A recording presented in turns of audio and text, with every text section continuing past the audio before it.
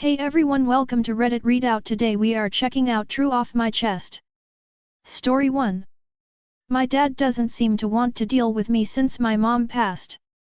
My 33F mom, 60F, passed away due to a long-time health battle with sarcoidosis and hydrocephalus.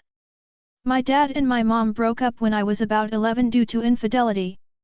But of course they were able to co-parent because of my other younger siblings. So let's flash forward to the time my mom was in the hospital about to pass. Me and my oldest brother had to make the decision to pull the plug because there was no brain activity.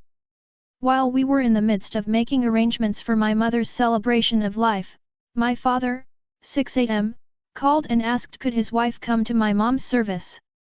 My father's wife and I never got along. Back in 2006 she kicked me out when I was staying with my dad. While it was raining she hit me across my face and back with a wooden broomstick. And plus she used to talk crap about my mom and my father never said anything to her about. I would always defend her because that's my mom.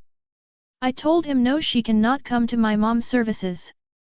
My dad allowed her to come with him anyway. When it was time for reflections my dad said I still love my mom's name and I always will. She got upset and left my father at the funeral home. So I had to take my dad home after the services for my mom. And now since after that has passed it's like my dad doesn't want anything to do with me anymore. I don't want any money or financial gain, I'm pretty well off. I just want my dad, by that being my last parent left. I don't have nobody else. Every time I try to call him or reach out to him he doesn't answer or anything. I've called for his birthday and Father's Day and still nothing. I'm becoming seriously depressed. Story 2. How porn did damage to someone I really care about, warning sexual abuse.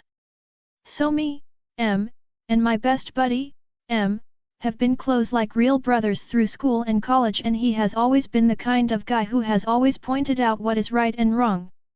We practically don't have any secrets between us, but I have always felt he had a lot inside that bothers him, and for a few years he have started to open up to me. Almost a week ago he confessed that he discovered porn at the age of 10 or 11 in his dad's hard drive, and by the age of 13 he was into some nasty shit including child porn in the internet. Well, one day his neighbor's 3-year-old girl who used to stay at their place the entire noon, I also know her, was there, and he got back from school very horny and she tried to give him a kiss but it landed on his crotch area and he lost it and took his dick out and she kissed on the dick again but did not go any far, and it happened for a fraction of a second because that was apparently a wake-up call for him, and he says he has been haunted by that incident every day. I don't know what to do with this information. He is a good guy and never have I seen or heard any woman complain about him. How should I help him? Gladly, the girl does not remember anything. Please help me. Story 3. I cry every time I hear the song You're My Only Sunshine. I don't know what's wrong with me, but every time I hear that song I just want to cry and I don't know why. Story 4. Should I, 24F, be bothered that my husband, 26M, follows random girls on Instagram and has nothing on Instagram indicating that he's married? I don't want to make a huge deal out of it. I know it's just Instagram and I also don't have any post of him up, but I don't follow random guys on it either, so I can't relate to that. I'm also pregnant with twins and the bodily changes I've been going through has been taking a toll on my insecurities. It's not even like it's random Instagram models with lots of followers, it's regular Instagram girls, and it makes me think, how is he even finding their profiles? I noticed if they follow him back head like a picture, and I've just been staying quiet about this. Should I be taking this as seriously as I'm raising this? It's been really hurting my feelings. Story 5. I will never forgive my rapist. About 2 years ago, I, 21F, was sexually assaulted at a party when I was intoxicated. A friend of mine found a man on top of me, in the act of violating my unconscious body.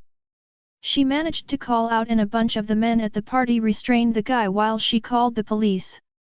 I was taken to the hospital where they did a rape kit. Due to the large amount evidence, the man was convicted and is currently in jail for what he did to me. In the years since this incident, I have received extensive therapy. I have good friends who have supported me through the ordeal, and thanks to them I am at a point in my life where I feel hope for the future. I can see the good in the world. I was victimized, but I am a lot more than just a victim. However, I am still upset with how I have been viewed as a victim and how other people think that I should act. In the months after my assault, I was encouraged to move on and forgive by some of the mental health professionals I interacted with. They tried to convince me that there was no way for me to recover mentally unless I forgave the sob who did this to me. I understand that everyone is different, and that forgiveness might somehow be healing to other people, but it is not for me. I hate the man who *ped me. It's a burning hatred that I think will never subside. As long as I remember what has happened, I will hate that man. The hate is comforting to me. What he did was evil, and he will always be evil. No matter times he begs for forgiveness from me or from God. He will never receive it. When he was put on trial I had to give my victim impact statement. I had to sit in court and hear the defense attorney say that the man who assaulted me had made a mistake. That word, mistake, makes my blood boil. He knew exactly what he was doing. He felt entitled to my body and therefore he took advantage of me when I couldn't protect myself from him. It was no mistake. It was a calculated, evil action made by a pathetic, evil man. I will never forgive that. I have my whole life ahead of me. I can have successful career, start a family of my own, and do whatever I want with my life. He cannot. When he gets out, he'll be old. If he tries to get a job, a background check will reveal that he's a sex offender. What he did will follow him forever. You may think that I'm bitter. But I don't care. Story 6. What am I going to do? I'm 16 and 99.9% likely pregnant. It all started when I had sex with my boyfriend on the 27th. Since then I'd been feeling off and really emotional.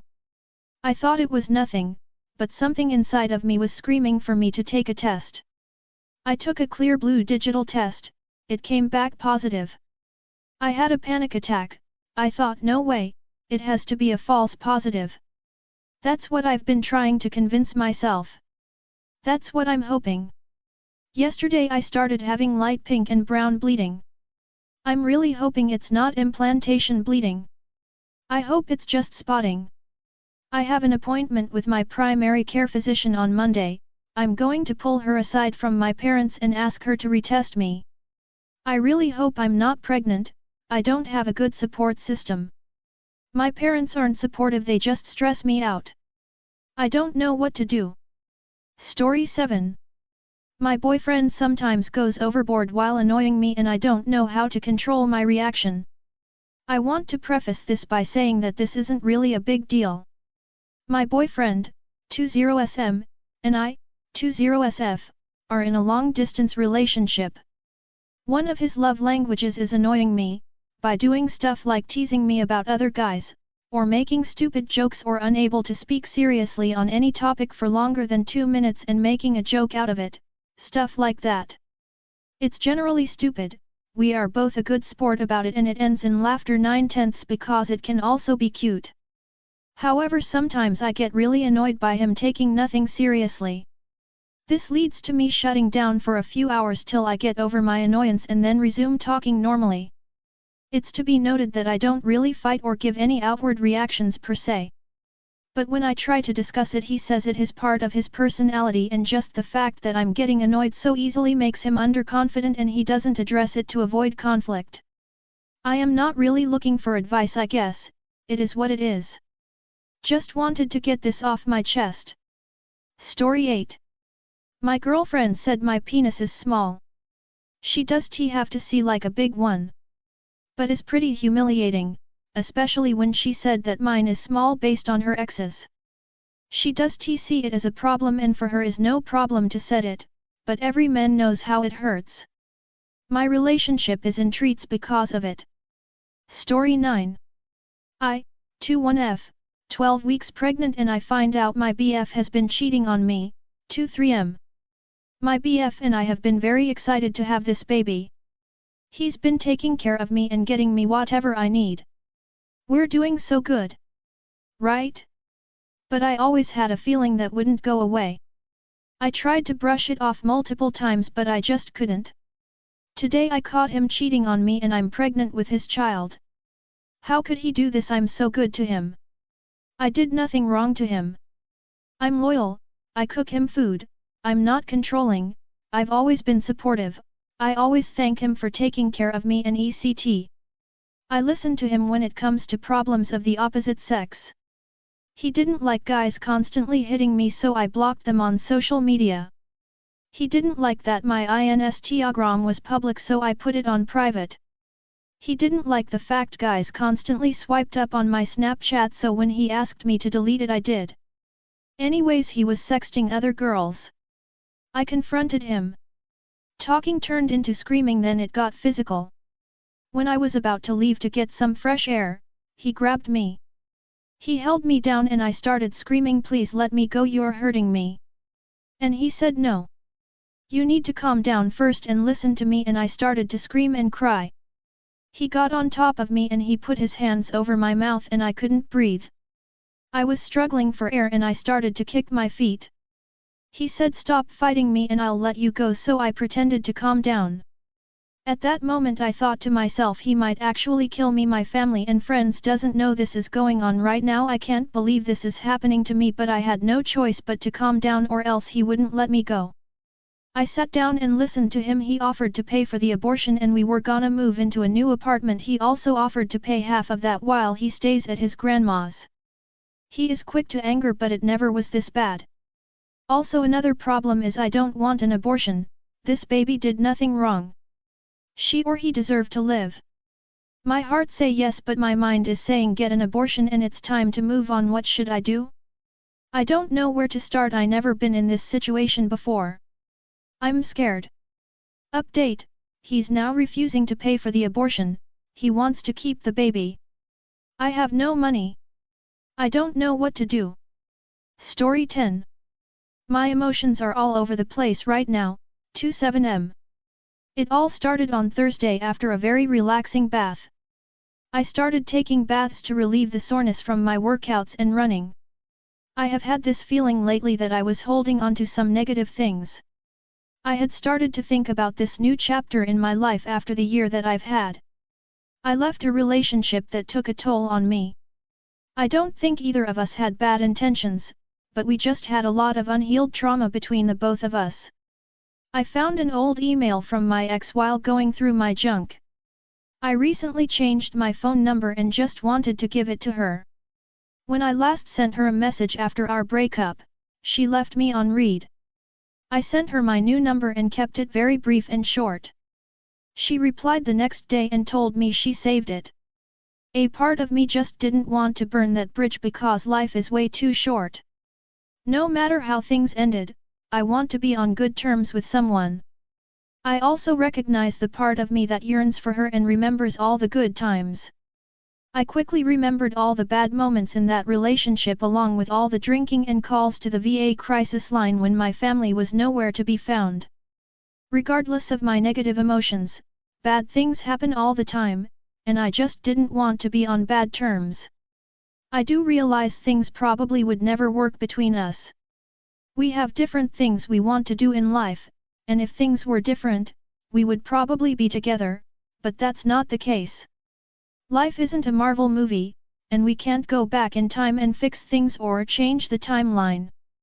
The real world doesn't work like that. We have to accept things as they are. My life has changed so dramatically in the past year, and I am the happiest I've ever been, but I found myself ruminating on old negative thoughts. I went on a date with a girl yesterday, and while we were out, I had a conversation with a family member and said I was out with a friend. She became really weird after that, and I could tell she was distressed. I ended up taking her home, and she brought up via text that she was confused. I probably should have just ended it sooner with her because I just wasn't clicking with her. After that, and throughout today, I have been all over the place emotionally. I feel bad for putting her through that, and I went back to the times when my ex made me feel all sorts of things that put me in an emotional spiral. I really want to be more careful with dating from here on out. I don't want to be the cause of someone's pain and feelings of inadequacy. Be the first to comment. Nobody's responded to this post yet. Add your thoughts and get the conversation going. That's all for today. Please don't forget to like and subscribe.